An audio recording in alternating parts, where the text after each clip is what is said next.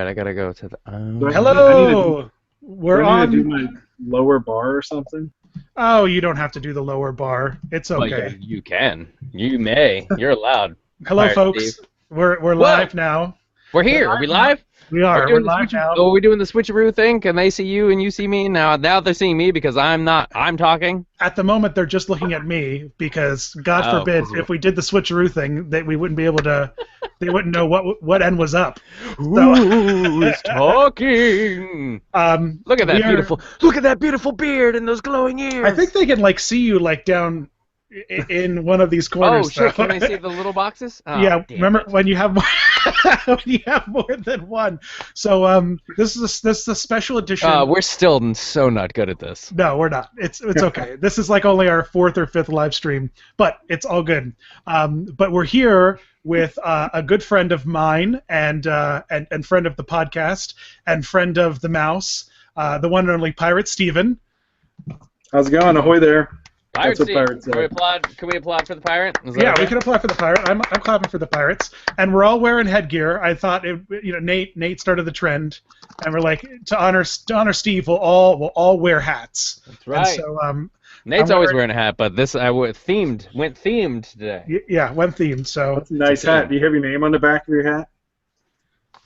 No, there's no name on the back of this one. I don't think. Embroider that, man.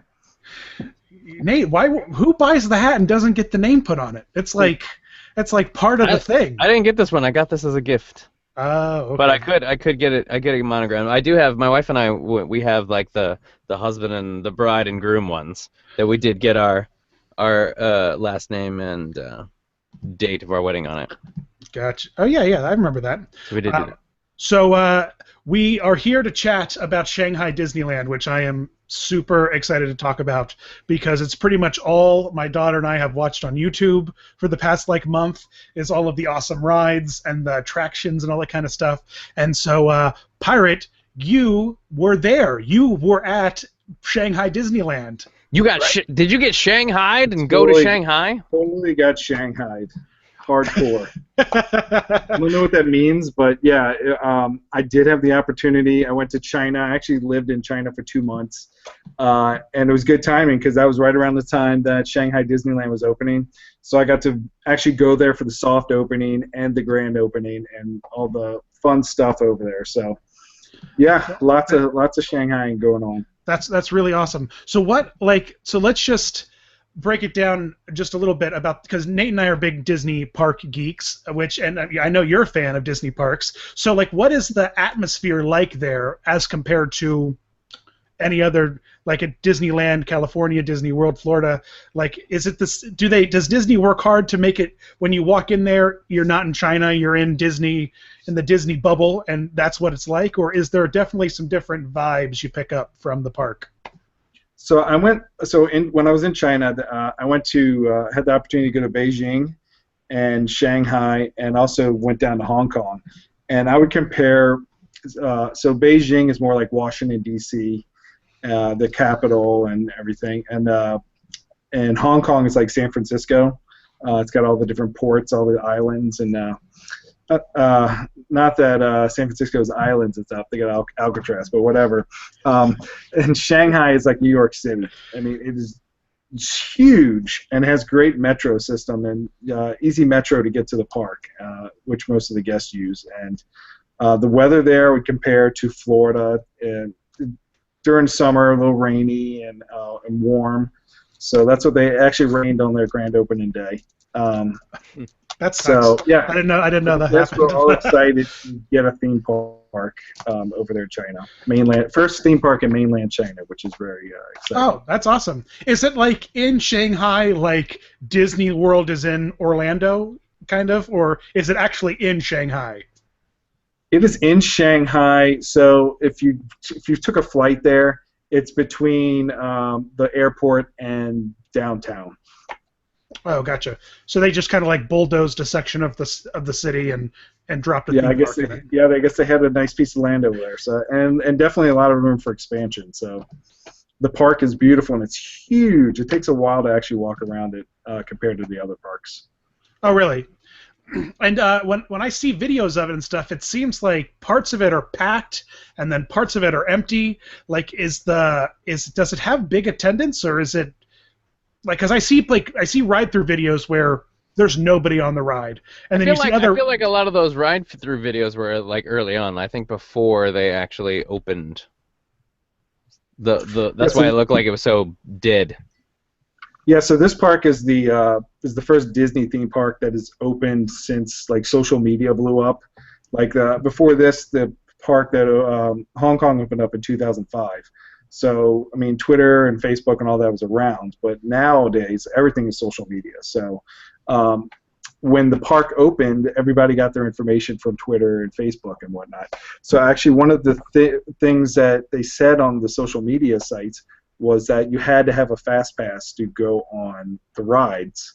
So, which is not true. Obviously, you can go wait in line, and then fast pass is optional. But during the soft opening of the park, people were getting in line for fast passes when there was no line for the ride. So the line for the fast pass would have a line, and That's incredible. That's like it's so totally like the cult.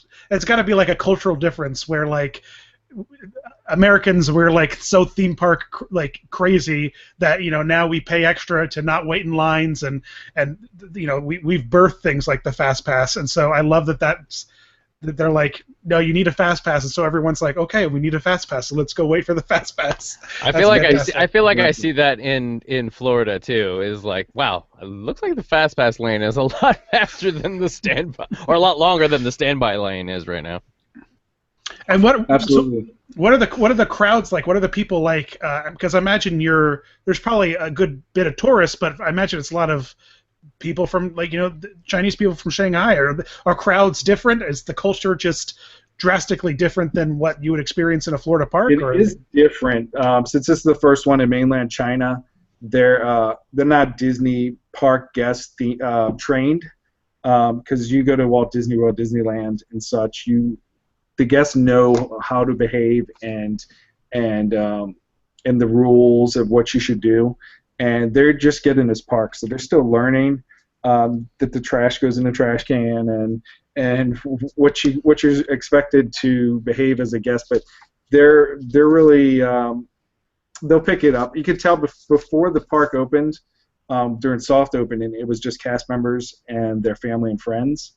And then grand opening day, when all of the guests who, like when you're going to Walt Disney World and you're planning this out and you know everything before you get there, when grand opening happened, you could tell the guests knew what they were going to do and ran to Tron and did everything in the order they wanted to. So they were more prepared than the soft opening guest.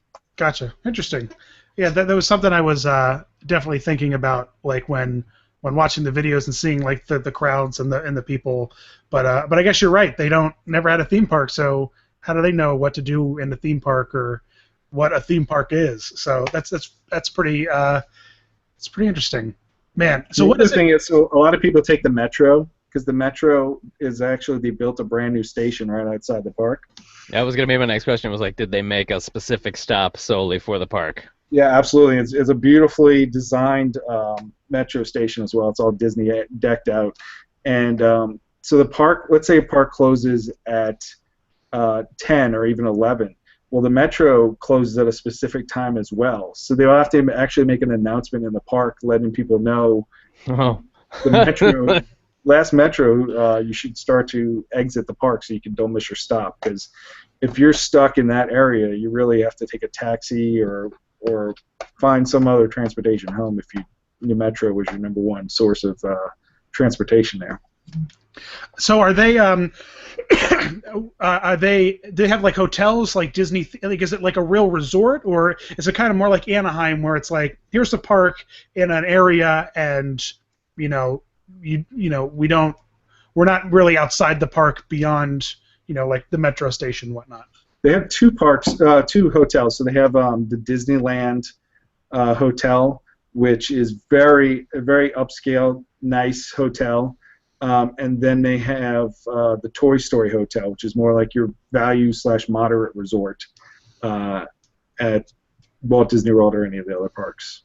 Gotcha. And then they have this huge downtown Disney, what they call Disney Town, which is a blast. I mean, it's just full of restaurants and shopping experiences, and they have the Lion King Broadway show is actually in a theater in their Disney Springs. Yeah, I saw that was like they like dropped that bomb. They're like, yeah, Shanghai Disney opened, and by the way, here's Lion King from Broadway, all in Chinese. Wow. It's like the full. Is it Boom. the full Broadway like tour Yeah, version? it's a full Broadway, and it's the first one that's actually in the Chinese language.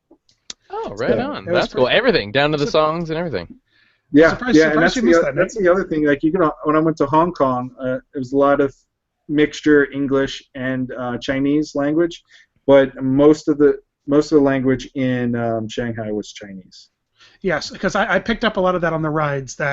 And we'll get to Hong Kong in a minute because Hong Kong Disney has the coolest ride. Just period. Just the coolest freaking ride ever. And I just discovered it. I know which one you're talking about. I just discovered it like 2 or 3 weeks ago, and I watched it, and I was like, yeah, you showed it. I immediately texted Nate. I'm like, Nate, have you seen this? And he's like, no, what is it? And 5 minutes later, dude, this is the coolest ride I've ever seen. And you got to go on it, Steve. I'm so mad at you. No. 8 times. Going on it 8 times. But what's the cost? Like, is it? I mean, like for a park ticket, like is it like comparable to like what a Florida situation is? Or? Shanghai's a little different than the rest of the Disney parks because it's actually you're buying the ticket for that specific day. You're not going to a store and say I'm buying a 1-day ticket and I'm using it, and that's when you're using it. You're buying a ticket for Friday, July 29th to go into the park. Wow. So that way they can keep track of their attendance and they're not like overfilling the park with people those days. You think is that something that they're gonna always do, or is that just in the because it's so new and it's a thing to keep track of the attendance and see how it is? And it's probably too hard to tell right now, but I mean it's a good trial run. To do you think that's something that Disney like Disney World? I think that's something they might. Because I can see that, like, particularly like in California, where they're constantly closing the parks, during certain times of the year because it just gets so crowded.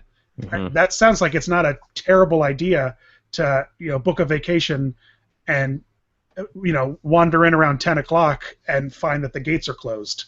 So, I dig. Yeah, this could be a good trial run if it is. That's interesting. I dig that idea. I'm there. I'm for it. So that's awesome. So let's can we talk about some of like the rides that are there? Because I take it you've ridden everything there, right? Oh, absolutely. Yeah. Do you want to go? Can we go? Let's go in the order. Let's say how many attractions are there in Shanghai Disney? Would you say roughly? There's at least 10 to 20 things to do while you're in the park.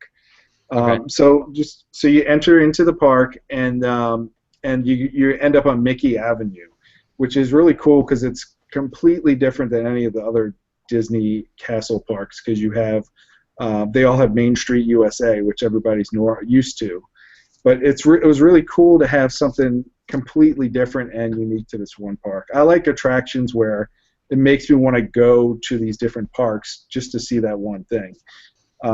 So it's good to have something different, and all the buildings are themed to like the old classic cartoons, like Mickey and the Phantom Blob is one, and they had little Toots. That's fun. And Scrooge McDuck's bank and.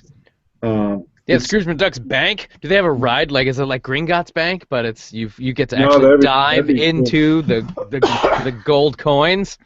That'd be legit. People would pay to do that, I'm sure. Absolutely. People would fly to Shanghai solely to dive into the massive vault of coins in Scrooge McDuck's bank. Absolutely. I do it. So the castle, whose castle is it? So it's the biggest castle out of all the Disney parks castles, and it's actually supposed to be a mixture of all the princesses. Oh, really? It's like a Megazord castle of Disney princesses? Voltron. Yeah, it's the Voltron of of Princess Castles. I'm more partial to the Power Ranger reference, but I will take the Voltron reference. That's why I did the Megazord reference solely for Dan's benefit. No, that's pretty cool. And I noticed that like the Alice in Wonderland like maze thing kind of like intertwines around the base of it. Is there like I feel like the way the park's designed, like a lot of the attractions kind of overlap each other or like very tightly compacted around each other. Is that like how it's Fantasyland is just Fantasyland is huge, and they have Alice in Wonderland's maze, but it's Tim Burton themed. That Alice in Wonderland. So if you go to like Euro or Disneyland Paris, they have a Alice in Wonderland maze, but it's the classic cartoon. Disney, the Shanghai and all of China really love the Tim Burton version. If you look at the box office sales for even this latest movie, it did really well in China. So I guess that's why they got the Burton version. It's becoming the industry standard for films. It's who cares how it does in America? Let's just see how it does in China. Yeah, did really well. And most of Fantasyland is this river, which is for the I don't know, blanking on the name, but the journey to the Crystal Cove or the Crystal. Yes. Yeah, that's a really cute ride, but Fantasyland is so huge because right behind the castle is this big river lake with this attraction in it. So yeah, and so that attraction is pretty cool. It's kind of like and I can't remember if this is in Disney World. I know it's in Disneyland. The Storybook, like the Storybook River ride, where you kind of like are on a boat and you're riding around and there's all these little vignettes, little buildings. You see like the castles and like Agrabah, and they kind of like play the music. But this is a twist on that where they're all water, like water fountain kind of beautiful scenes that are particularly gorgeous at night with all like when they're all properly lit, and you kind of like weave your way through this amazing boat journey that eventually puts you into this beautiful projection mapped room that's like in a cave that like kind of showcases all the stories that they feature in the boat ride. I thought it was very, very cool. I thought it was legit. Yeah, I want to. You definitely hit the nail on it with going at night, because I went it during day and night, and it was completely different experience during night. It was everything lit up. It was beautiful. Yeah, as I was scrolling through the YouTube videos, I found a video of it, and I'm like, oh, this is great. So I watched it all, and it was like it was a daytime ride through. And like about halfway through that, the first thing I thought of was like, I want to see this at night. I don't want to see this during the day, because there's all these amazing, and that they're all. Once we got to the Rapunzel scene, that's when I was like, there's all these cute floating lanterns, but I bet they light up and they look really cool at night. And so I did a little bit more YouTube searching and found a nighttime one, and it was awesome. It's such a really cool ride. It's like, I would totally take that over the Storybook, but I won't say that. I don't want to make anybody angry with them saying, "Don't you take my Back to the Future ride." I know that's a sore spot for Nate. It's picking scabs, man. Scab picker. Yeah, going back to the castle, the castle is beautiful. I was taking selfie pictures in front of the castle, whenever I saw it, I'd have to stop and take a picture. But inside they have a restaurant to eat at, kind of like the Walt Disney World version, and also they have a Bibbidi Bobbidi Boutique in there. Yeah, that's a huge thing. That's big. The Bibbidi Bobbidi Boutique is huge here, so I imagine it's very popular over there as well.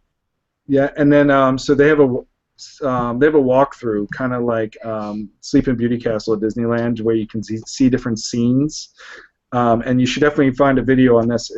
So Snow White is definitely the most popular character in the Chinese culture, because they love Snow White.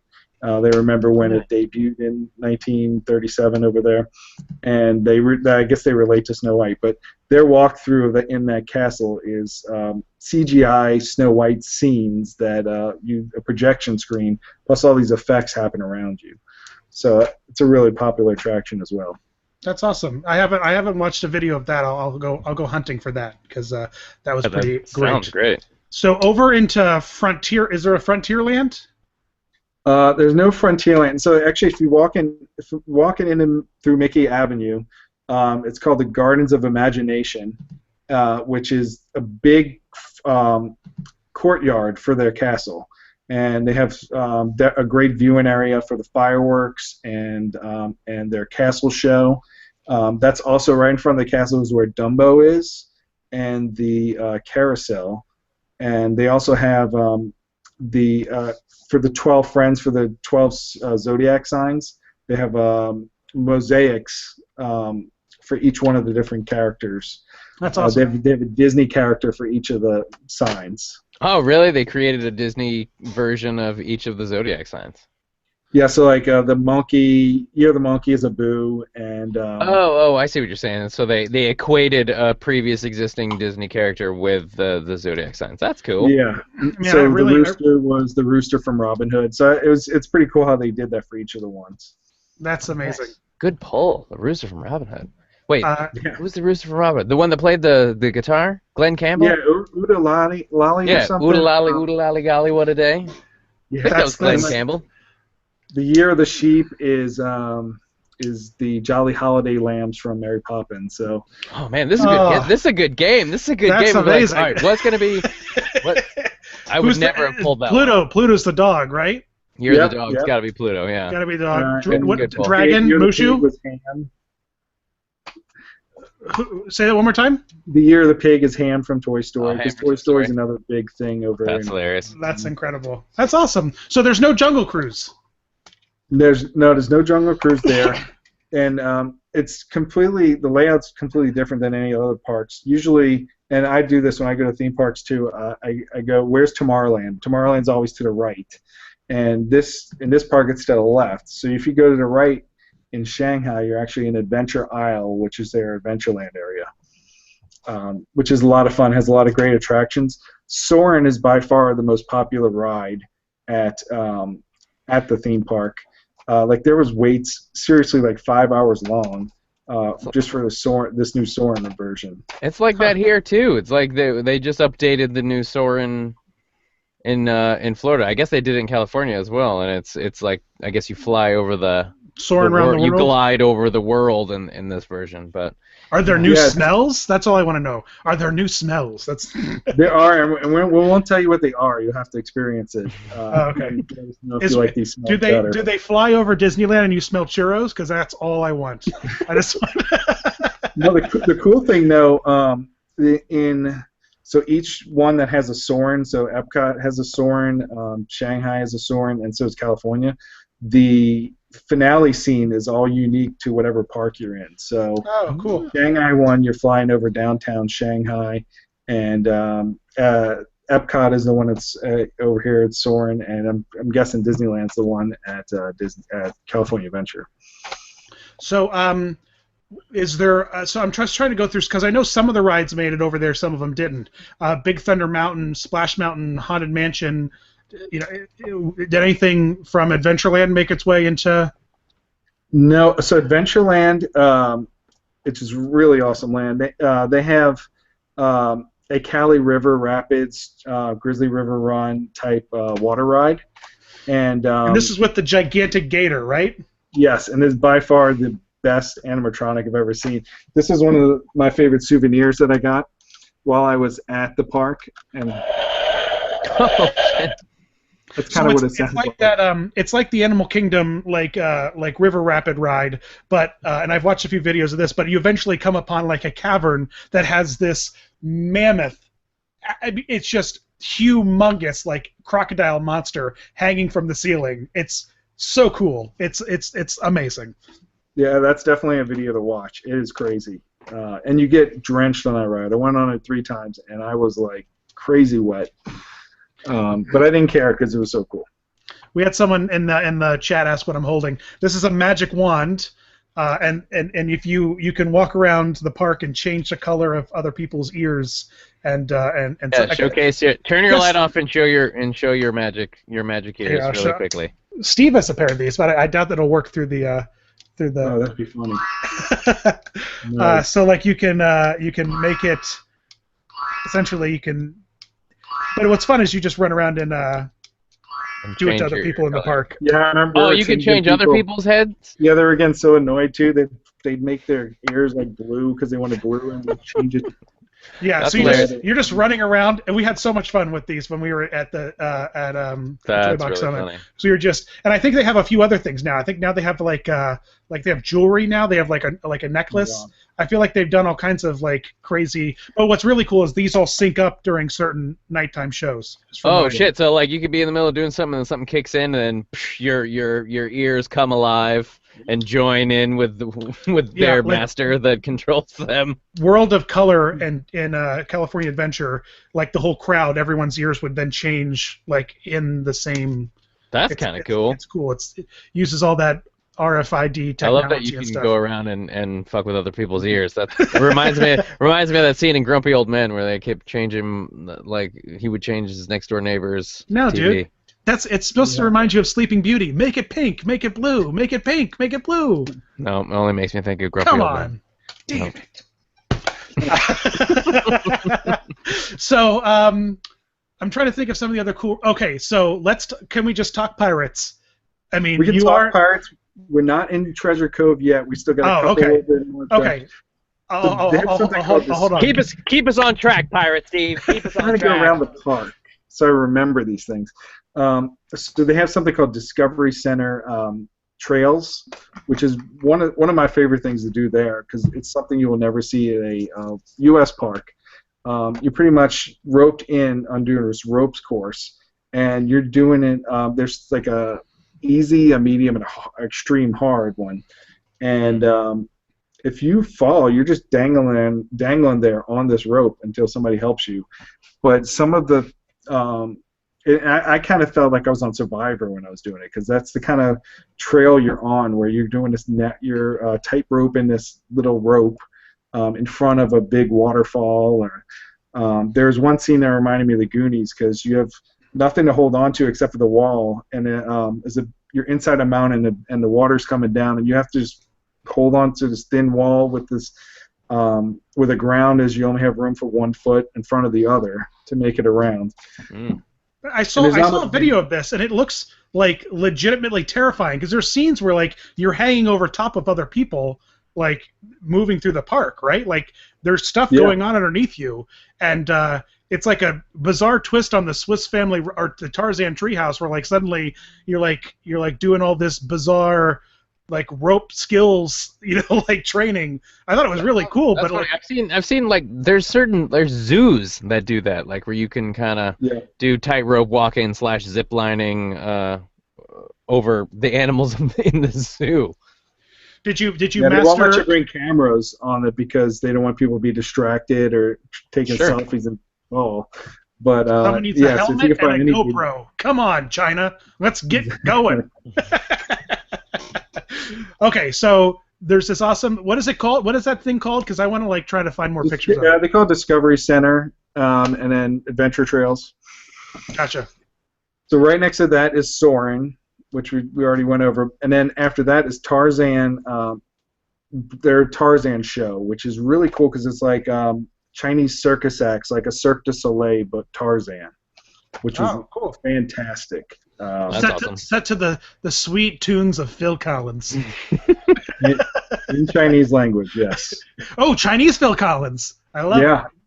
Because as I'm watching these videos and stuff, I kind of wondered, like, where's the breaking point of, like, here's the song that's the iconic Disney song in this language, or do we transfer everything over to Chinese for everything? So that was gonna be actually one of my questions that we get to is everything in Chinese basically? Yes, most of the shows especially are in Chinese. Mm-hmm. Well, but Hong Kong, we'll get to that in a little bit. But Hong Kong's completely different. Hong Kong is it's a multi bilingual park, kind of like Nate and I were in Universal Studios Singapore. Mm-hmm. And that park was almost entirely English with a fair bit of other languages kind of like mixed in, which is pretty great. We need to do an episode where we just talk about, maybe when we get John Tartaglia on, we'll do a Singapore Universal Studios, which was awesome. But okay, so Soarin', Tarzan show. Are we close to Treasure Cove? You start to go into the next land and you see this huge line and you're wondering what attraction it's for. And it's actually the turkey leg cart.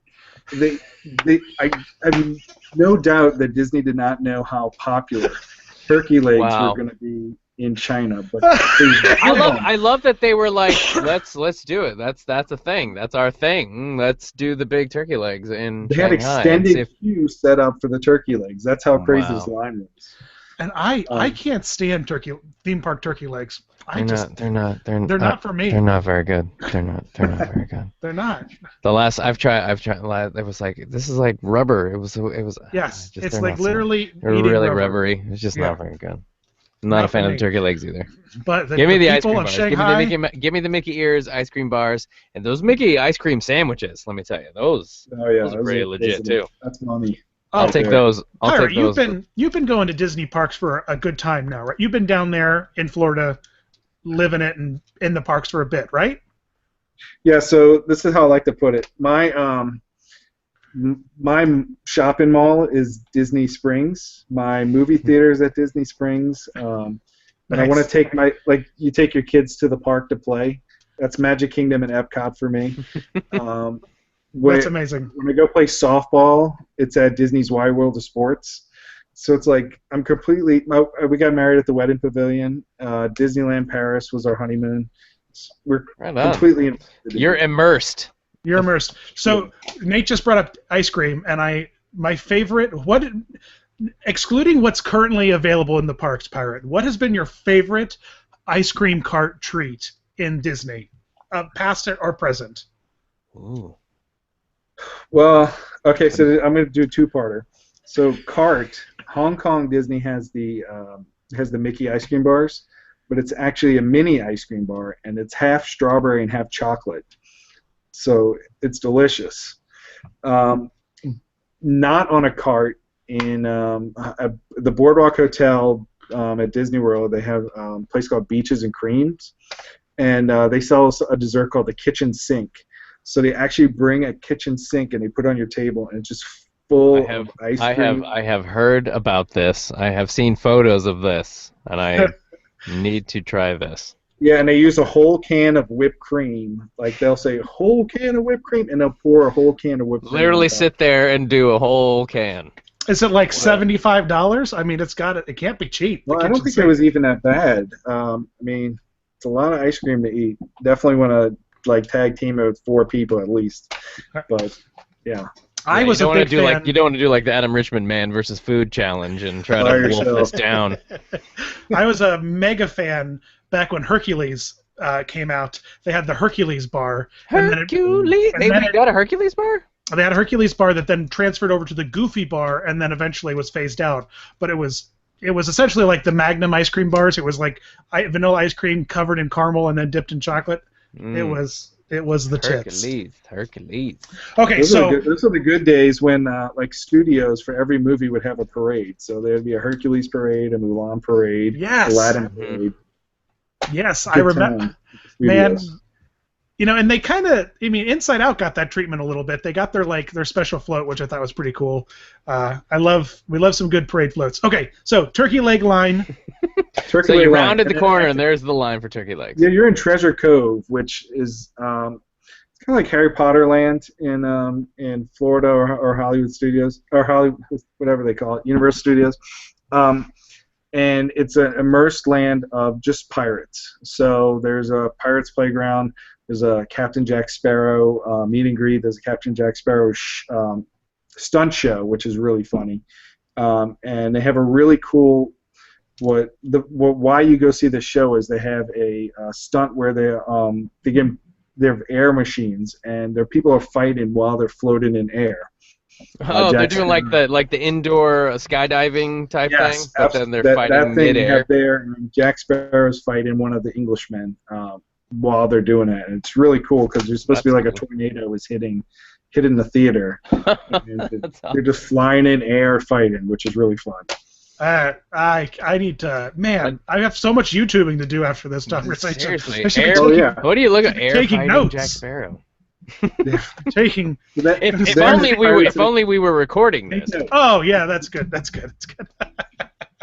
So then the mega ride, which is Pirates of the Caribbean, which is by far the best like we're going to be talking about the one in Hong Kong, but Pirate. This is my favorite ride. Not biased because I'm pirate or anything, but it is a fantastic use of technology, and you're on a boat and beautiful screens and animatronics, and it is really best thing Disney's ever made by far. I have to. I remember when the park first had the soft open, and like a video popped up on YouTube, and it was the crappiest, shakiest, like blurriest video, and I still watched it like 6 times because I was like, this is amazing. They have a skeleton, and then it turns into Jack Sparrow. How do they do that shit? So, Yeah, that's spoilers, but yeah, it's all that this because as you're passing it, right? It's like it does the basically like the thing from the movie when he gets shown under the moonlight, he turns into the skeleton and vice versa out of the light, and as you're passing him in the boat, it turns and it looks really damn good. It looks really good. So yeah, it's Bob Iger said in one of the first things that happened after projects that Industrial Lights and Magic worked on after Disney bought Star Wars was some of the effects in the video in this ride. So they got them right to work on that. That's impressive. Yeah, because it's ultimately a Pepper's Ghost, right? Yeah, that it's mostly projection, but they had this at Walt Disney World. They had a Jack Sparrow show next to Toy Story Midway Mania. So I think that was kind of how they were testing this out and debuting it. So they've done this before. Interesting. But it's a really cool effect. Yeah, it's a really I think it's effect. compared to any of the other Pirates of the Caribbean rides, it does this really awesome. What we consistently talk about a lot on this show is the blending of certain effects and mix and matching, and it's animatronics with projections with the Pepper's Ghost effects and using the old ways, classic old tricks that still work today, and adding some of the new high def projections and animation as well, using all three of those. It's kind of the Spider-Man ride and Transformers ride at Universal Studios, where you're immersed and you actually feel like you're doing it, the things that you're doing on the rides. It's kind of how you feel at Pirates. Like you actually. Your boat's not really going anywhere, but you're feeling like you are going to the bottoms of the ocean to see the Flying Dutchman. And at the I don't want to talk about it too much to give anything away, but you feel like you are really in the Pirates world on that attraction. Really cool. You can talk about it. No one who's watching this is ever going to go to Hong Kong. So this is definitely and not just me saying it, but this is a ride.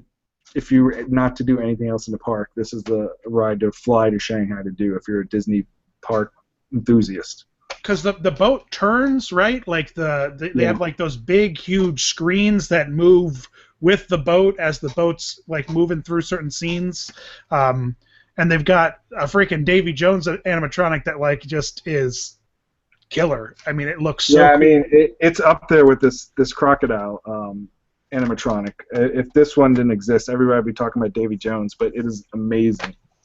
Yeah, very, very cool. And it's I definitely got that feel of like it's like Spider-Man or Transformers, but what those rides don't do and what Universal doesn't do, which bothers me so much, is that it's like, okay, we're going to do this cool like projection show, but it's just going to be all projection. Like Transformers is all 3D movie, no practical effects that are mixed in with it, and that's where Pirates really excels. It's like it blends there's a bunch of animatronics, there's a bunch of big screens, there's a bunch of environmental stuff, and it mixes it all together into this perfect little gumbo that is. Yeah, the show scenes are great. Yeah, like the big set scenes that you'll careen down the river with. Awesome. Yeah, very, very cool. So if you have the opportunity to watch it on YouTube, definitely suggest it because it's magic. It really is pure magic. that ride is. There's quite a few really decent like 4K video ride throughs of some of these rides, right? Oh yeah, absolutely. Yeah, many of them. What I'm really waiting for is somebody to get one of those like Google backpack. Like 360 things and just start. I'm sure that like Disney's like you can GoPro all you want, but none of that nonsense. So what? Other than Pirates, there's some other big attractions like Tron and whatnot. So Where do we Yeah, where do that we go after? that Tron ride looks rad, man. Yeah, now we're starting to go to Fantasyland behind the castle, and we talked about a little bit about Fantasyland already, but they have a Seven Dwarfs Mine Train, which is kind of like the Walt Disney World version, and like I said, the Chinese people love Snow White, so that ride is packed. They want to go on that ride. Which luckily they have fast pass for it, so people get fast passes to go on that ride when that line is too long. And is it pretty much just a clone of Disney World's? I feel like the Disney World's one might be a little bit longer than this one, just by a Really? tad. And I feel like that's pretty short. The one in Yeah. Disney World's So actually pretty quick. it's still a roller coaster, but yeah, I feel like the Disney World one has more to it, because actually in Shanghai you can't walk around the mine train because it's backstage, but in Walt Disney World you can actually go. There's other things behind the mine train, so I feel like it's more fleshed out. But people love it over there. Huh, that's interesting. After that is the Mad Teacups. Their version is Winnie the Pooh. So you have honey pots that you circle around in, and then they have the Winnie the Pooh ride right there as well. Oh, gotcha. Which is another clone, more or less. Yeah, that'd be a clone of that one. And then the Frozen the musical is the other show in that park, and that actually has a puppet in it. Just to bring it back to the puppet theme of the show, a really cool Olaf puppet, and the theater is just. I haven't been lucky enough to see the one in California yet, but the theater is great with their Frozen special effects. It's interesting. But you said that you sent me a picture of it earlier, and Olaf is on a big sled that has a pile of ice on it. And is the show like super bridge? Is it only like 20 minutes long or so, or is it? Like yeah, it's about 20 minutes. Olaf will be what is the name of the guy? I'm losing my mind with these names. Sven, Kristoff. Kristoff will pull the sleigh out every now and then. So it's not on stage the entire time, but yeah, it's about 25 minutes, and the Frozen songs sound great in Chinese as well. So people will definitely enjoy that, even if you don't know, you know what they're talking about. Like you can try to sing along. Does Chinese everybody's got Frozen memorized, so you can learn Chinese that way. Right. Does Chinese Olaf sound like Josh Gad? You can tell he tries to. Okay, because I'm super impressed by the California Olafs really being on point with their voice, like their voice talent. And so I was just wondering, but I mean, of course, when you translate things in other languages, other cultures, people don't sound like other people, so. Right. Yeah. It is what it is. But yeah. So I still haven't watched a video of that show. I'd love to see that puppet in action. Yeah, that's cool. Because the California puppet is gorgeous. It's one of my favorite things about the show. So that's pretty rad. I can't wait to. I'll definitely be looking that up. But okay. So we move from Frozen, the show, onto Peter Pan's Flight. And it is by far the best Peter Pan's Flight in any of the Disney parks. It's one of my favorite rides. It's one of the most like you go to Walt Disney World, that's a line you're going to wait in to go on it. It's very popular. And this one like the technology. This is definitely another one to watch a video on. Completely upgraded. They added more. It's very similar to the original one. You still flying over London and flying, over certain similar things, but they added, like, again, projections and animations and stuff like that into it.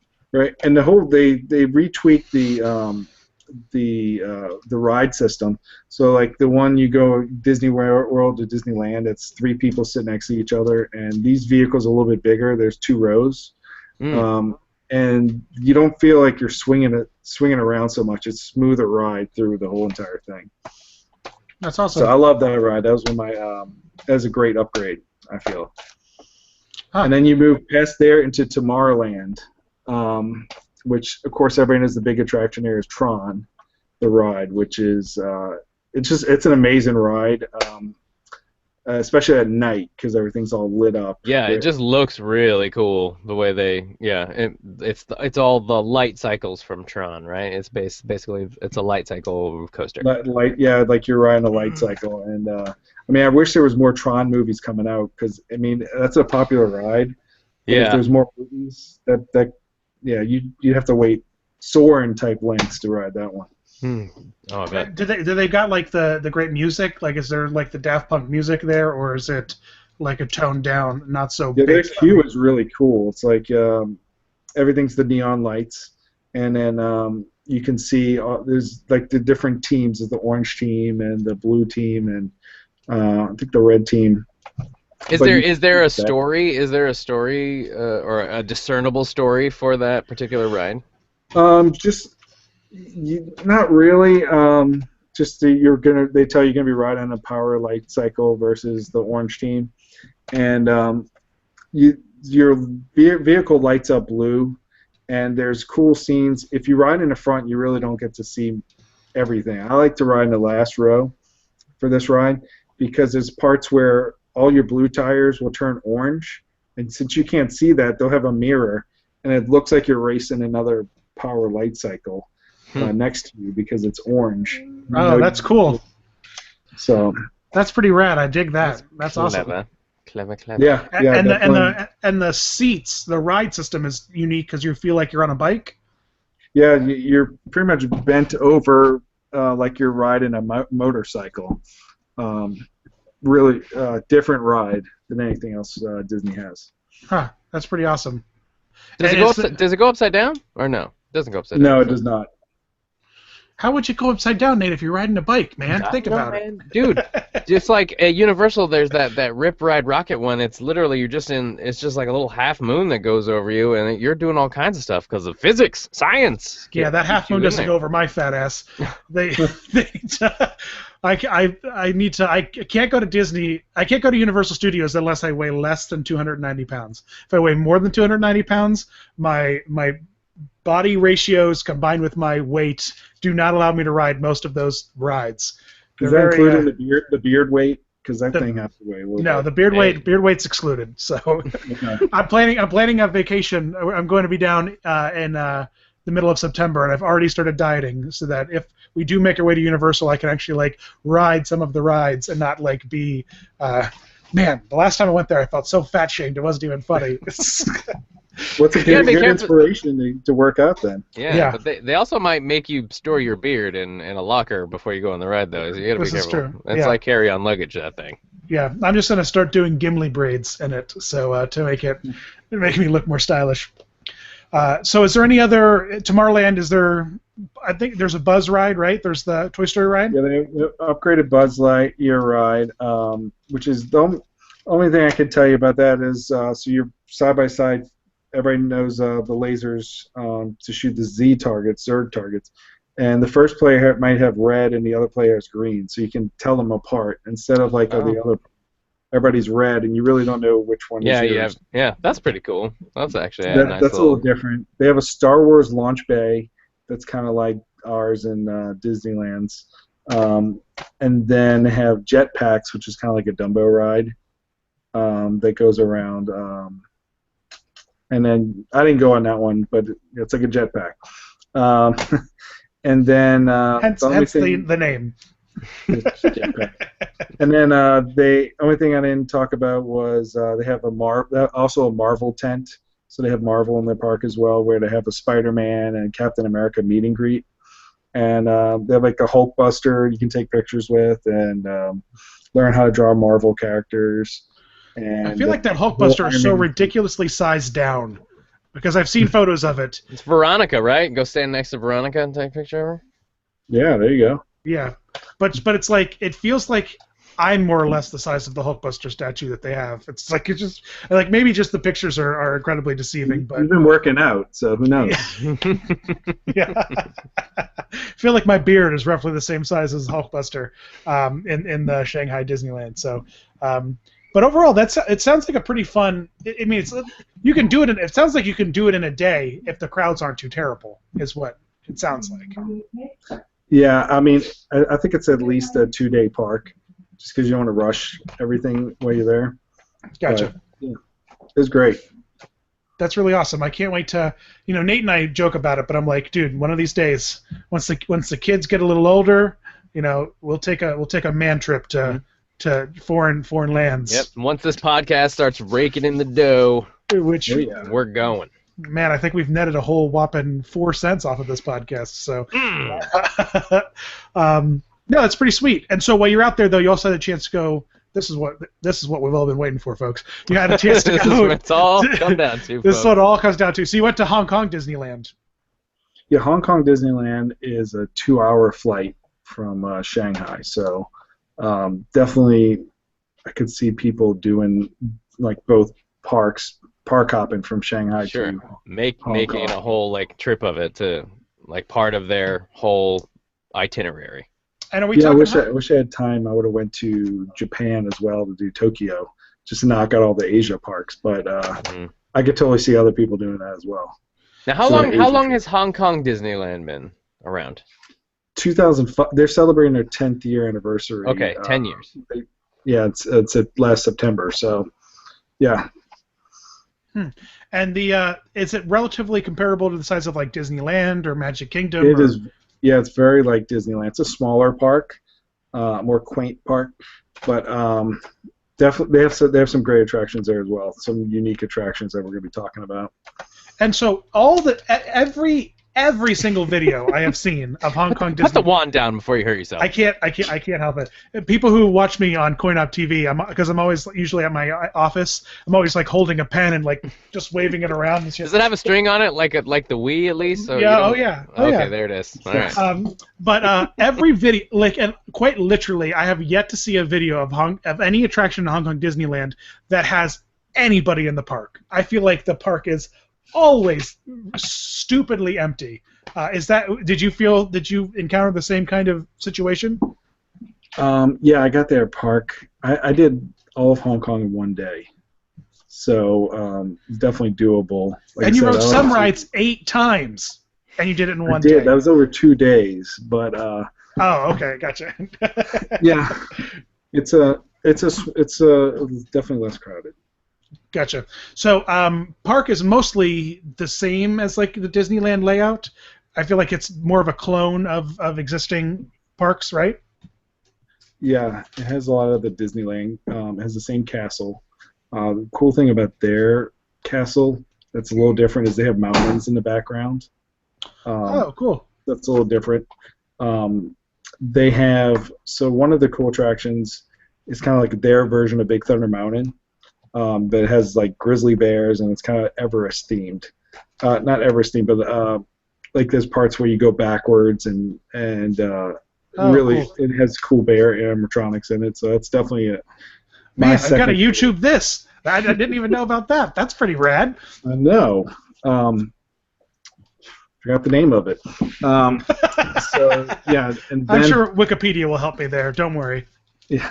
So I got there at rope drop, and I walked straight to the Mystic Manor area, which is a Mystic Point There it is. is the name of it. The Mystic Manor. We're there. We're there. Look at the head. The head I shaking. can't- I just can't even handle how amazing this ride is. It is just too stupid silly. And so from what I understand, and I might be completely incorrect, but the culture of China doesn't really, it's not like kosher to be talking about ghosts and spirits and all that kind of Yeah, stuff. I guess to get out of the way, we're big fans of the Haunted Mansion. The two of Yes. us. Like, we even had a whole separate episode where we just talked solely about the damn Haunted Mansion at Disney. I'm not a fan of the Haunted Mansion. I have no idea what you're Oh no! just spent my daughter's college education on those things. Yeah, that's all. right. So I just got my Magic Band in the mail. I got the Haunted Mansion like wallpaper Magic Band. I just freaking love the Haunted Mansion so much. And then I don't even know what it was, but I was just on YouTube, like because my daughter and I like to watch Disney parade videos, Disney show videos. She just thinks it's so much, and like the rides. I was like, Mystic Manor? What is Mystic Manor? my life was changed. My life was legit changed. It's amazing. So talk to me, Pirate. Tell me about it. Pirate, did you know before going on it? Were you already aware of this ride before going to Hong Kong? Like yourselves, I'm a big Haunted Mansion buff, and I wish Shanghai Disneyland had their own like Haunted Mansion tale, but yeah, Mystic Manor. That was my holy grail of rides to go to after researching this park. So. Okay, so I was not aware of it until Dan sent me the link, and his life was changed, and then he sent me the video and was like, "Watch this and talk to me about it now." What?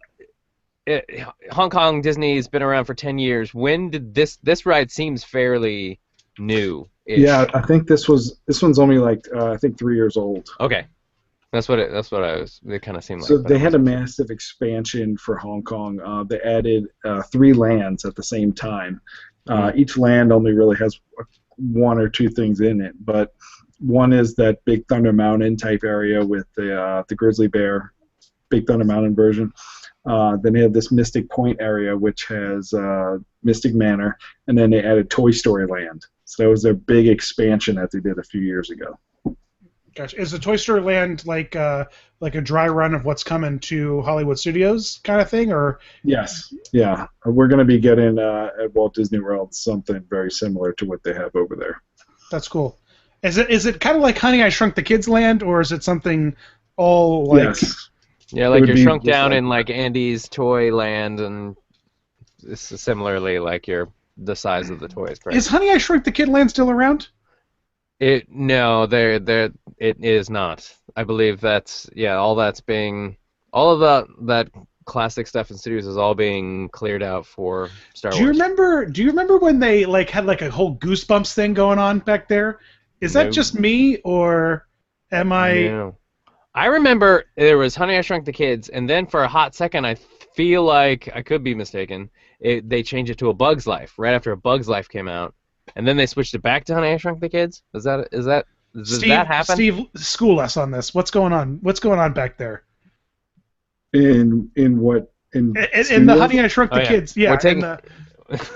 We're going on a tangent as is wont to happen. Now I need to know what's going on with Honey, I Shrunk the Kids. So the Honey, I Shrunk the Kids Playland was there from when MGM opened back in like '89, and then I feel like that then became that Playland became A Bug's Life in like '98 when A Bug's Life came out, and then that stayed A Bug's Life for a little bit, and then it went back to Honey, I Shrunk the Kids. Did that actually happen?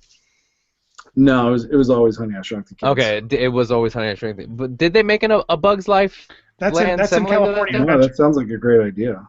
California Adventure has A Bug's Life land. Okay, so maybe that's what I'm thinking of. That's what happened. And that's where they have the flick that scared the holy shit out of me. The one that was ridiculous. That flick costume is horrifying, particularly because it's so goddamn quiet and it just wanders around that area and scared the shit out of me one day. Turned around and flick nearly caused me to shit my pants. Okay, so I swear to God though, there was a Goosebumps barn thing. It was totally Goosebumpsy. There was Goosebumps. It was Goosebumps. Say Goosebumps one more time. Hand to Jesus. It was Goosebumps. All right, so let's lay it on me, Steve. Mystic Manor, the glory that is Mystic Manor. So it is you were saying before we so egregiously interrupted you. It is basically uncouth in the culture in Hong Kong to discuss the dead and or spirits, etc. Yeah, so I have something here. So this is my souvenir that I bought from Mystic Manor. So pretty much, and I know you're going to try to eBay and buy this at some point. So this is their a music box. So the guy that owns Mystic Manor collects all these wonderful artifacts all over the world. It's kind of like an Indiana Jones type.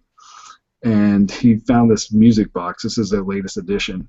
And if you touch the gem, the music box opens up and it brings inanimate objects to life. So that's the story behind the music box. And so that Alfred. This is the Tsum Tsum for Hong Kong Disneyland. Alfred, the monkey, mischievous monkey, touches the jewel and brings everything in the Mystic Manor to life. So that's pretty much the story behind that one. Very cool. As a visual equivalent would be a la Night at the Museum style, like the everything comes to life and everything runs amok. Yeah, so everything that you saw in the pre-show area of things they found on their expeditions come alive in this ride. So there's mummies and knights and things like that. It's really, the special effects are amazing. I guess one of the things I haven't really seen in any of the videos is like the queue and the setup the for pre-show in the queue. Yeah, it's just we see the ride proper. So the queue really sets the stage for how incredible the all the artifacts and stuff like that. Yeah, and Danny Elfman does the music for this ride as well, which is really cool. I did know about that, and you could really tell. I didn't know that. It's very Danny Elfman-y, the music. Yeah. When it gets going. What I was really most impressed by is like the effect of the magic coming out of the box and going into the box.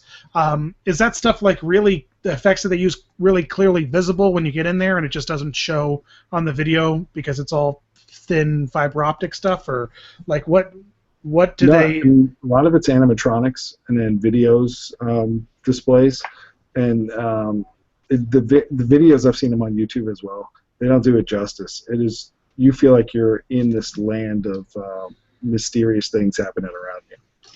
That's really, really awesome. From and particularly the finale with that huge monkey statue coming to life looks, and the whole room just like spinning and falling apart and all kinds. It just, if you haven't watched YouTube videos of this, do it, or just fly to Hong Kong right now and go experience one of the best rides. But the other cool added to the ride is that it's trackless. It's a quote-unquote trackless ride. Yeah, you don't know where you're going. You can't see anything below you, so it's really cool. Different type of attraction vehicle. The that end scene though is really funny because like they have a bunch of different tapestries, and one of them has a panda on it. So when the whirlwind car starts going around, one of the pandas flies off of that tapestry and flies into like a bird tapestry and just sticks there. So, a really cool effect. I love that's awesome. Subtle things like that. That's so awesome. It's crazy. And the building it's in is gorgeous. It's this really cool. I mean, one of the things I love about the Haunted Mansion is how each park really has its own unique facade to the attraction, but Mystic Manor steps it up a notch and makes a really, really cool building that I thought was really, really impressive as well. It's because it's super colorful and has all these really great themes and like mashup. It's very indicative to the guy who lives inside. The storyline is great. They knocked it out of the park with that one. And I love how they were able to pull in. You got the feeling of a lot of the elements from Haunted Mansion, such as like the singing heads, which they did with the knight heads, the suits of armor heads, Yeah, there's actually one of the, I don't know if you'll be able to catch in the video, but the bus that follow you in the library scenes at the Haunted Mansion are actually in that ride. Really? Oh, are they? Nice. I was wondering if there was any cool Easter stuff in it to make you feel like that is their Haunted Mansion. That's really, really cool. And I couldn't believe how amazing that ride was, and I just think it's like, just bring Mystic Manor. I know we already have the Haunted Mansion, but just bring that over here. We just need that. Just get that over into this park in some way, shape, or form, because it's just so wholly unique. I don't know if it's just because we're so familiar with Haunted Mansion. I don't know if like people who live in Hong Kong, if they came over to Disney World and they went on Haunted Mansion to be like, this is the greatest goddamn thing I've ever seen. But it was just a really special. And I love the little monkey because it's not just in the ride; it's also in the queue, isn't he? Yeah, he's in the pre-show. They show him. He pops up when the master of the mansion Mystic Manor is talking. So, really cool animatronics. It's good so they do a pre-show like Haunted Mansion does in the extending room. Yeah, they don't have that there. But they have something. They have a pre-show kind of like that takes. They have some kind of pre-show that. Yeah, they have the master talk of the mansion. talking about his excavations that he's been expeditions he's gone on, and then you get introduced to the curious monkey who pops up, and he introduces you to the monkey, and then you go on a tour of of Mystic Manor. Yeah, the whole point is you're supposed to go in there and go to a tour. Do they establish what the vehicles are that you're riding to take the tour of the facility is? Do they even mention it? It's just there's like some posters and stuff as you're walking up telling you about this special vehicle that they made for it. Oh, okay. I figured they would. They love to throw those those special posters about the vehicle you're about to ride. I feel like every damn ride has a few special posters about the vehicle you're about to ride in. Yep. This might be a random question that you may only because I haven't researched it at all. The voice of the monkey. Do you know if that was Frank Welker that does the voice of the monkey? Would you be able to answer that question? I'll have to look it up. Frank Welker, Dan, is basically he's the go-to animal voice guy. Like he did Abu in Aladdin, and he does Raja, and he does all those. He's the go-to animal voice guy. Nate's a bit of a voiceover buff. If you haven't picked up on. So it sounded like Welker when but. It did actually. It did have that like Abu sounding. Yeah, like his his monkey voice. Yeah, I would love to know. I would love to know who does the voice of the old man too. I'm gonna Google it real quick. Is there any other really cool, unique stuff about Hong Kong that stood out other than the Thunder Mountain Grizzly and the Mystic Manor? So they have their own. They have Jungle Cruise, which is kind of like our Jungle Cruise in the States. One cool thing is they had an English-speaking line or a Chinese line, so you can wait in different lines if you want to hear a different person spiel in the Jungle Cruise spiel. So I thought that was cool. That is interesting. Mystic Manor was all in English, though, correct? Yeah. Yes. And do they have pirates at Hong Kong? No, they don't have pirates there. They have a Festival of the Lion King show. Okay, that's what they have at Animal Kingdom. It's a little different than the one we have at Walt Disney World. Mm-hmm. Their Fantasyland is kind of like Disneyland's, and then they have Tomorrowland. So the cool thing in this late fall winter time frame, they're supposed to be getting an Iron Man ride. Yeah, I've seen like concept. Ride. I've seen concept art for that. That looks really awesome. That's another big e-ticket type attraction they're going to be getting. So that's really cool. I guess because it's not in America, they bypassed the Universal agreement. Has it come out like how that's all working out? I just know there's a thin line of what you can do. I know Guardians of the Galaxy, you could do that in a theme park, even if Florida wanted to do it, because there wasn't a movie about that done from a different attraction. It hadn't been in a theme park already. So since Disney made a movie about it, right. Loopholes. Yeah, I think there's a lot of loopholes and a lot of fine print regarding like those intellectual property and how far, like, I don't even know all the details of it, but as far as I understand, like the theme park rights to those characters do not apply to the cinematic universe. Like, so the cinematic universe is totally different. So like the Captain Americas and the Spider-Mans that Universal shows in Marvel land there do not look like the cinematic versions of those characters. They look more like the comic book versions of those characters. But yeah, Disney just announced that they're converting the Tower of Terror out in California to be Guardians of the Galaxy ride. Yeah, which is pretty great. And there's rumors that Ellen's Energy Adventure is on its way out because of them doing some. Yeah, and so Guardians of the Galaxy was actually for Walt Disney World. They had a meet and greet with Star-Lord and Gamora at in Hollywood Studios. They had a villains party over there. Oh, really? Ticket event, and they had a dance party with Gamora and Star-Lord made an appearance. So that was really the first time Marvel had been in anything at Walt Disney World. So that was really cool. And I'd just like to throw it back to Nate's earlier guess about voice work. Stephen Stanton does the voice of Lord Henry Mystic and the voice of Albert and the Roaring Plant is, of course, Frank Welker. So you Nice work. Nailed it. voiceover, and then apparently Danny Elfman does all the voices of the singing armor. Oh, really? That's fun. That's all him singing. Jack Skellington singing voice himself. Yep. Yeah, he's got the voice, and he's got a really lovely voice. He's got the tunes. I was surprised that he doesn't do that more, but Yeah. he did it for Nightmare Before Christmas, and we're okay with that. But yeah, that's exciting. So, okay, so we went through your Asian adventure. So before we let you go, Steve, talk to us, because this is a puppetry podcast.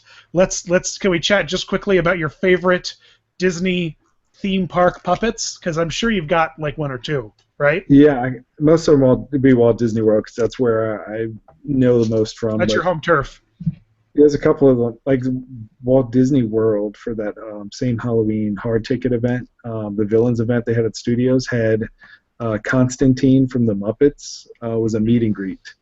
So you walked in there and he was in a jail cell, and you got to talk and meet with Constantine, which was really cool. Yeah, I definitely saw some photos of that. Was it a la the Mickey meet and greet in Disney, where it was kind of like he had tracked responses, or did he speak at all? Yeah, he totally spoke. It was director. It was he was live. Constantine was live, was 100% live there in that cage. And from what I understand, like the line was just insane for that thing, insane for him. Absolutely. That's really cool. That's awesome. Yeah, I remember I saw a few videos. I saw some pictures of it. I didn't get to experience it myself. I had a little bit of time where I was going to Disneyland more than I was going to Disney World. But it'll be great to go back to the park. So yeah, did you get to do it, Steve? I didn't. I just saw videos of it, and I was like, because you had to pay extra to go to Hollywood Studios for a special event. It's like Not So Scary Halloween, right? It's like a special. Yeah, but at Hollywood Studios, yeah. Yeah. I don't mind paying extra to do like something at Magic Kingdom, but not Hollywood Studios. But that was a really cool thing. And then I like the Dreamfinder and Figment puppetry, which was really, really well done in the 80s when he used to have a meet and greet with Dreamfinder and Figment. Yeah, God, I remember that. I remember that. Yeah. You sent me. What's the name of the book that you sent me? That I need I'll have to look it up. But the guy that played Dreamfinder wrote a book all about his days of doing that. So I heard it's a really good read. We'll have to look it up. Yeah. Do a little bit of Googling, folks, and find that, because that was, I don't remember it, but I do know of it, and I know that he did that, and it was pretty cool, because the Dreamfinder kind of faded back into the background of the whole Figment thing when they like redid the ride, and he's not really so prominently featured anymore. He's not featured at all, I don't think, except for some random obscure merchandise. Well, to my understanding, and I wasn't, when they changed that ride the first time, it was like no limited Dreamfinder and basically no Figment, and then like the people were up in arms about no Figment, and then they redid it again. Isn't that true? And then now it's Figment's, it's lousy with Figment again, but not so much Dreamfinder. And now you got South Park's Imagination Land ripping onto Dreamfinder. It's super hardcore. It's amazing. But yeah, and so what else, Pirate? What else you got for us, Disney?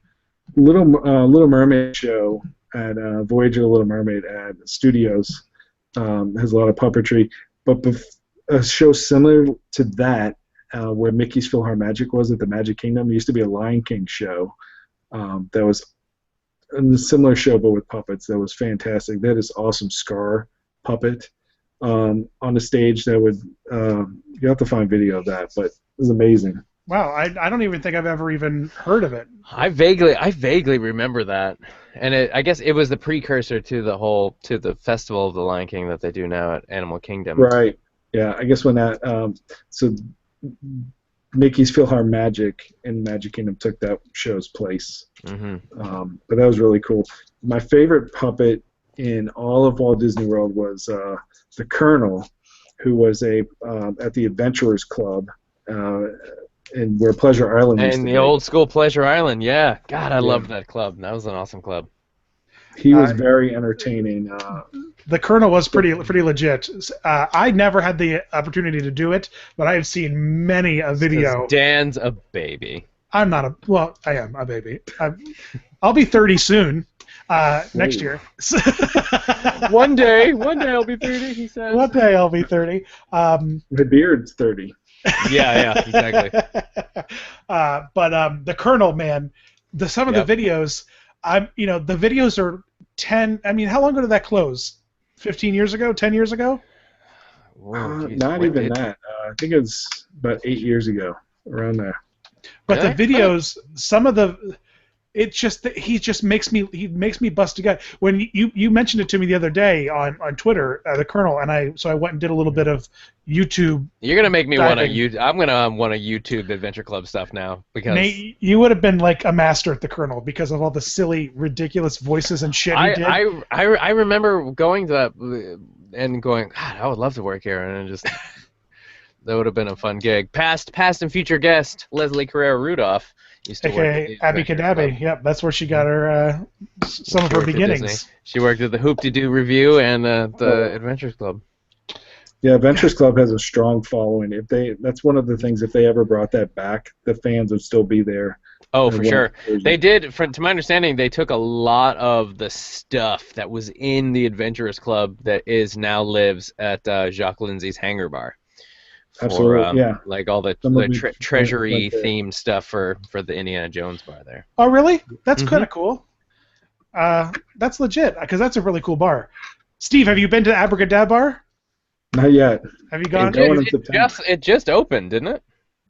Yes. Or it's not open. It just opened. Yeah. It looks awesome.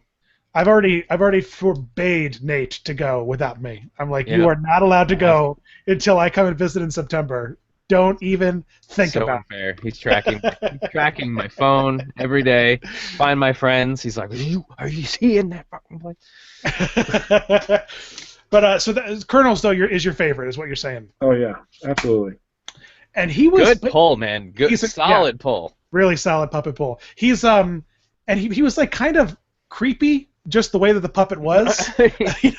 He was like this borderline terrifying thing, but at the same time, he's pretty majestic. And I really love watching the videos. Just like your beard, it's terrifying yet majestic. Thank you. I love watching the videos because his inactive hand, because he had one hand that was pretty much just a stick. It wasn't a glove or anything. It was a stick. Mm-hmm. But the other hand, you could tell that they would, when they cleaned, went around dusting and stuff like that, the hand would just sometimes some of the videos it's in the weirdest, the other hand's in the weirdest goddamn positions. Sometimes it's looks proper. It looks like it's sitting over his over his pocket. But just when you go back and go on your nostalgia trip, just enjoy looking at all the bizarre ass places that the hand is. Watch the Colonel's hands. Watch the Colonel's hands move around. Keep watching the hands, folks. Keep watching the hands. And so those are your puppet pulls, Steve?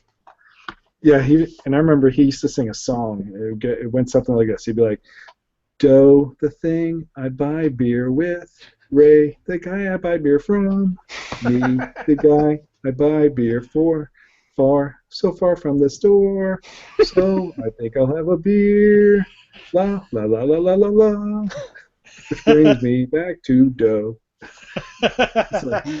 Well played. Yes, very nice. Nice.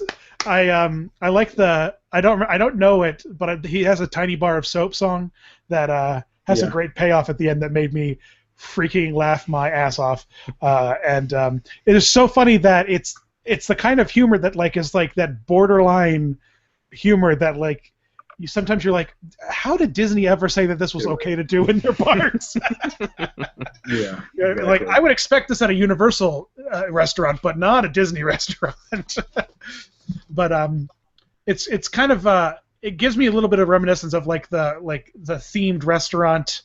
I don't know if that's where Jekyll and Hyde in New York got their. I actually, that's a very good question. I feel like I don't know if which came first, the Adventurers Club or Jekyll and Hyde. Oh, it had to be Adventures Club. Jekyll and Hyde's not that old.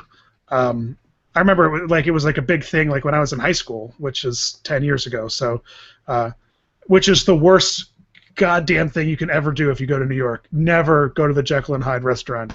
It's absolutely awful. What a touristy trap shithole. So don't go there. But very, very Jekyll and Hyde-y. So, man, Pirate Steve, it's been an absolute treat speaking to you. It's such a pleasure. About your adventure. I don't even know if we properly established how I know Pirate, but him and I have Disney Infinity connections. We go way back a whole whopping 12 months. So back at so I met you at the Toy Box Summit, I believe, is where I first met you. It's where I met pretty much everybody. You were in line. You were in line for the for Walt's apartment, and I was like, "That's the power disc, dude. I'm gonna go talk to him. Maybe he'll make me a power disc." Yeah, and I've since made you an absolutely terrible power disc. I really need to step up my game and freshen up. No, get back on the horse. Oh, you guys toured Walt's apartment together? True. He went in. Steve went in before me. Oh, you weren't on the same tour. And then they left all the media people to go in. And it's like I remember standing there like looking around and being like, how am I in this group of people? Like I just started writing for a website like 4 months ago. How am I standing in fucking Walt Disney's apartment right now? It's absolutely insane. Amazing. And man, they really handed up for us like media people. They're like, by the time I don't know how your tour went, Steve, but by the time she was done with her spiel, we were all crying. I was just gonna ask you, Pirate, were you sobbing like Dan apparently did? I was afraid to touch anything. I was like, man, I'm gonna break Walt Disney's apartment. Yeah, they're pretty intense. And I mean, do they really not let that many people in there, or is it like very exclusive? It's so rad that we got that opportunity to go in there. I couldn't even believe it, and it was like stepping into like Mary Poppins, like it was like stepping into the house. Well, they on Cherry Tree Lane. Keep it like untouched, right? It's very just like a still in time. Yeah, it was really, really rad, and I guess I will never have that opportunity again, which is kind of amazing. And what's even more so amazing is they don't let anybody like in there taking videos and stuff like that. You're hard pressed to find good pictures of what the room layout is and stuff. So it was really, really cool, going in there and having a tour and a look about. Absolutely. Yeah, man. What did it smell like in there? Nothing. Did it have a smell? No. Disney's big on the smells. Like, I feel like, was there some sort of, this smells like the 50s? Like, I'm sure that they really it don't smells like cigarette smoke in here. It smells like Walt's cigarette smoke. No, it didn't have any unique smell. I'm sure that that's one of the rooms that they don't have a 50-gallon drum of some juice sitting on the roof that they occasionally spray into the vents. That's one of my favorite pastimes, Pirate Steve, is to like ride the monorail around all the resorts and pop out and just like smell the lobbies and then run back in and catch the train again and go to the next one, because they all have very specific smells, each of those the resort lobbies. What's your favorite smell, Nate? Because we can then talk about. Man, I don't know. My favorite smell, which will relate to Pirate's favorite smell, I bet. Well, okay. Well, you know what? Your favorite resort smell, or your favorite just Disney My favorite smell? Disney smell. Well, your favorite Disney smell is the Pirates water. Like, you just want. Yeah, it's Pirates water. Pirates water. Pirates of the Caribbean water. You want candles, and you want. I want like a cologne. I wanted to be able to spray pirate smell on me. I want candles that I can light. I want to like get walk around. Steve, what's your favorite Disney smell? Burn in Rome on Spaceship Earth. Yeah, so my smell is similar to that. It's that smell mixed with the chlorine water of Pirates. It's like that. It's like that fake fire smell plus like old rotting chlorine. Like, it's that perfect blend of just dead, I don't know, bodies. Just the minute I get on that ride, like I'm just overcome with like joy. Which Pirates has the real skull? Is it the one in California, or is it the one in Florida? California. And there's a real skull in theory in the ride. Oh, I don't know about that one. The Wikipedia that. I think Yeah, it's on. I think it's on the bed, isn't it? like the captain's bed or whatever. There's like a Yeah, skull on probably the bed. Disneyland. Apparently is the There's probably a Snopes article about it. Snope. That's a good Snopes. That's a good Snopes. I don't know. I don't know what my favorite smell is. I just know I just like smelling the lobbies of the resorts. Like the Grand Floridian smells just really lovely and fancy. It's got that fancy smell. And then like the Polynesian smells like a luau. And then like the Wilderness Lodge smells like, wood smoke and barbecue. Apparently, it's real.